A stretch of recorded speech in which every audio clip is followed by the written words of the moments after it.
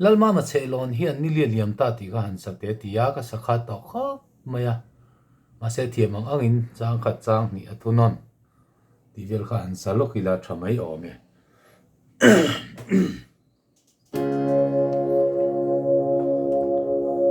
Marthi le marin iswa avin imangai ana adam zo lovang min puiro ti iswa an malain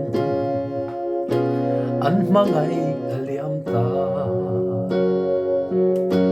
pe sei nan nga alo theng si lo afa mak ngai e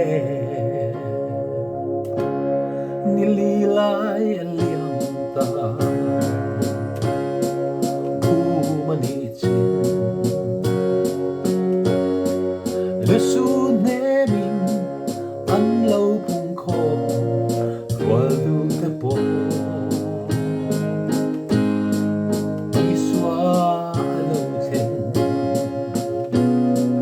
dropping martin lal pa om la chu iti dam mga liam big lo tu nilia liam ta be say na bo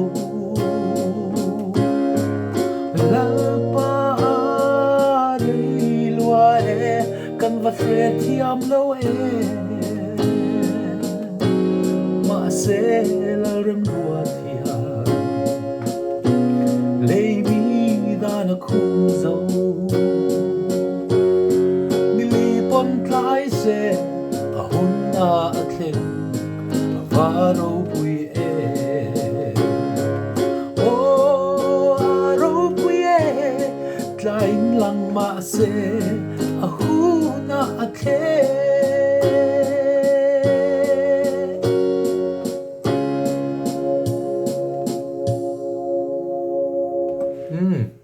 ati khani du tok phot mayang advance bit po kha 209 wells tho kha kan manga I khami han rem tur bit kha style a hian a om lo nge ni ka mu zo lo wa Lalmama Chhehlawn ni na run request ani